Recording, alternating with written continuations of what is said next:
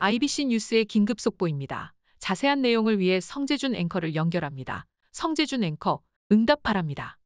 반갑습니다. 송주준입니다. 오늘 저는 JTBC 드라마 설광화에 대한 이야기를 해보도록 하겠습니다. 요즘 참 설광화가 역사 왜곡 문제 때문에 굉장히 시끄러운데요. 그런데 특징이 한 가지가 있습니다. 원래 되게 역사 왜곡으로 비판을 받으면 정치적으로 진보 쪽에게 비판을 받거나 아니면 보수 쪽에게 비판을 받거나 둘 중에 하나일 텐데 어떻게 된 것인지 설광화는 진보, 보수 양쪽으로부터 비판을 받고 있습니다. 특히나 성시경 씨는 설광화 논란에 대해서 소신 발언까지 했었기 때문에 그 비판이 더 심한 상태인데요. 한번 봐야 되겠습니다. 설광화를 둘러싼 논란이 도대체 무엇인지, 구체적으로 어떤 역사 왜곡을 했다라는 것인지 같이 한번 보시죠. JTBC 드라마 설광화를 둘러싼 논란이 굉장히 시끄럽습니다. 드라마의 기본적인 내용은 1987년도에 운동관 학생이라고 생각했던 남자를 여학생이 치료를 해주고 두 사람이 사랑에 빠진다라는 겁니다. 그런데 알고 봤더니 남자가 무장 간첩이었다라는 거죠. 간첩이 민주화와 연관이 되어 있다, 민주화 운동을 훼손하는 거 아니냐, 이런 비판이 나오고 있고, 심지어 군부조차도 미화하고 있다, 이런 비판까지 나오고 있는 상태입니다. 그래서 다음과 같은 청원까지 올라온 상태이고요. 청원에 동의한 사람만 20만 명이 넘습니다. 청와대가 공식적으로 답변을 해야 되죠. 청원이 올라오는 것뿐만 아니라 민주화운동 기념사업회, 그리고 세계시민선언 등 다양한 시민단체에서 JTBC에 대한 비판뿐만 아니라 법적 조치까지 하고 있죠. 워낙에 논란이 크다 보니까 드라마에 출연한 배우들까지도 욕을 먹고 있습니다. 출연진들뿐만 아니라 특히나 욕을 먹고 있는 사람이 가수 성시경 씨입니다. 성시경 씨가 개인 방송하는 도중에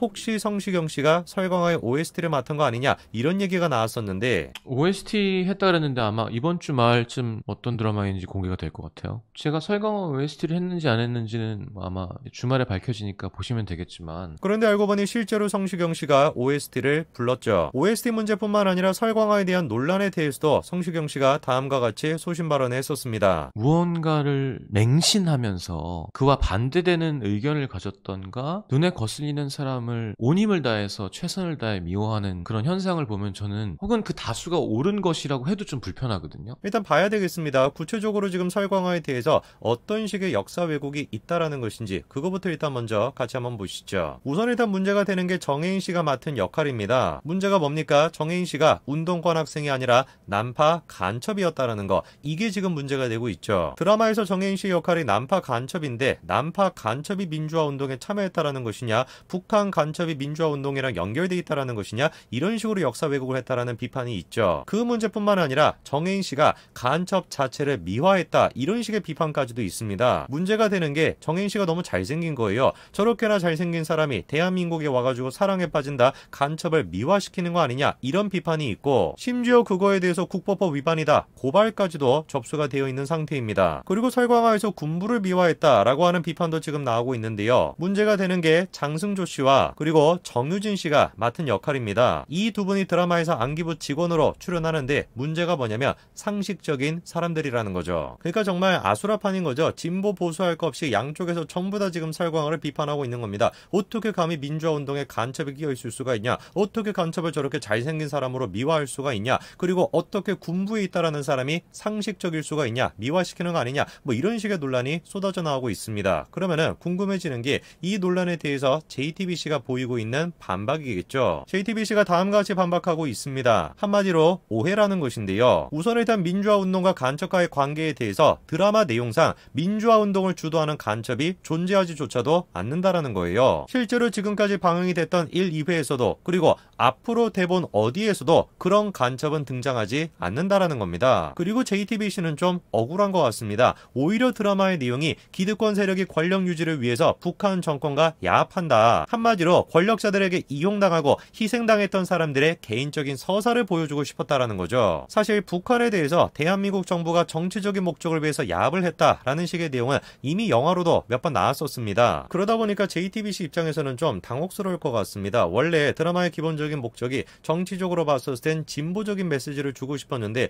오히려 지금 진보 쪽에 있는 사람들로부터 엄청난 비판을 받고 있다 보니까 굉장히 좀 당황스럽겠죠. 특히나 그런 비판을 주도하고 있는 사람이 사람이 정의당의 심상정입니다. 드라마에 대해서 다음과 같이 평가하고 있습니다. 운동권에 잠입한 간첩, 정의로운 안기부, 시대적 고민이 없는 대학생, 그리고 유사 전두환이 등장한다. 이 모든 것들이 전부 다 역사 왜곡이라는 거죠. 글쎄요, 여러분들이 보시면 좀 어떻습니까? 제가 보기엔 한마디로 그냥 봤을 때 심상정 같은 사람들은 이념 깡패인 거 아닌가 이런 생각이 듭니다. 어마어마하게 나쁜 정치적인 의도를 가지고 있었던 사실을 왜곡한다 라고 한다면 비판할 수 있겠습니다만, 제가 봤을 때 설광화 드라마가 그 정도까지 비판을 받아야 되나? 그거는 결코 아니거든요. 예를 들어가지고 현재 지금 비판하고 있는 사람들이 설광화의 이화여대가 등장한다, 이것도 지금 문제 삼고 있습니다. 왜 하필이면 많고 많았던 대학 중에서 민주화의 상징이다 라고 하는 이화여대가 배경이 되냐, 이거를 지금 지적하고 있고요. 뿐만 아니라 운동권 여학생이 난파 간첩과 사랑에 빠진다, 그거를 가지고 노컷뉴스가 다음과 같이 비판하고 있습니다. 왜 도대체 민주화 운동을 배경으로 드라마를 찍으면서 민주화 운동에 초점을 두지 않고 로맨스에 집중하고 있냐, 그것이야말로 그 시대의 고통스러운 경험을 존중 없이 소위하고 있는 거 아니냐, 이런 식으로 비판하고 있습니다. 그냥 난파 간첩이 운동권 여학생과 사랑에 빠졌다, 그게 다입니다. 그런데 그거를 가지고 민주화 정신을 훼손시키고 있는 것이다.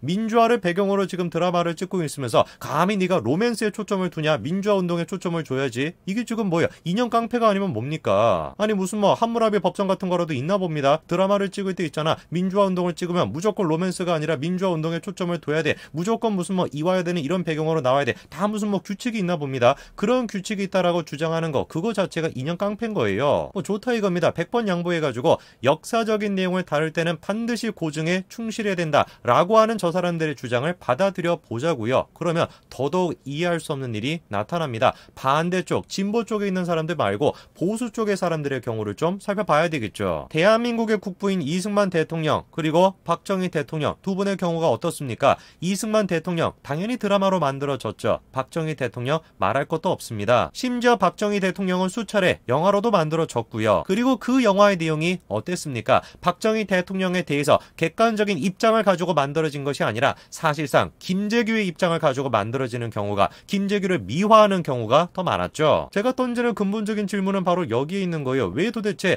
보수 쪽에 있는 사람들에 대해서 역사 왜곡이 발생하는 거, 그거에 대해서는 사람들이 침묵하고 진보 쪽에 있는 사람들, 역사 왜곡이라고 볼 수도 없는데 진보 쪽에 있는 사람들을 조금이라도 건드리고 그 사건을 조금이라도 건드리는 것조차 이런 식으로 대한민국이 뒤집어질 정도로 난리가 나야 되냐, 이거 자체가 대한민국이 비상식적이라는 거 아니겠습니까? 이미 지금 다음과 같은 현실적인 문제가 발생하고 있어요. 광고사들이 광고 안 하겠다는 겁니다. 심지어 정혜인씨를 전속 모델로 쓰고 있는 프라닥조차도 광고를 안 하겠다, 이런 반응을 보이고 있습니다. 바로 이렇기 때문에 제가 몇 년 전부터 수차례, 아니 수백 차례 대한민국이 전체주의 국가로 빠지고 있다, 그렇게 지적을 했던 겁니다. 자기와 생각이 다른 것, 이념이 다른 걸 조금이라도 견딜 수 없어 하는 거죠. 바로 이 점에 대해서도 성시경 씨가 정확하게 지적을 했던 겁니다. 그런데 최근에 또 성시경 씨가 다음과 같은 논란에 또 휩싸이기도 했죠. 하필이면 또 이 시기에 저런 논란에 휩싸였습니다. 그러다 보니까 성시경 씨가 지금 말도 못하는 고통을 당하고 있는 겁니다. 층간소음부터 시작해가지고 야 네가 설광화에 대해서 어떻게 그렇게 얘기할 수 있냐, 역사의식 없는 사람이다. 거기에다가 플러스 알파로 성시경 씨가 또 어떻습니까? 일본에 대해 가지고 굉장히 또 우호적인 그런 분 아니에요. 그러다 보니까 매국노다부터 시작해가지고 난리가 지금 난 상태입니다. 제발 지금 제 영상을 보시는 분들 중에는 그런 분들이 없었으면 좋겠습니다. 생각이 다르고 이념이 다르다라는 거, 제발 특정 사건을 신성시 여기지 않는 거, 그게 상식이라는 걸 좀 이해하셨으면 좋겠습니다. 여기까지 말씀드리겠습니다. 감사합니다.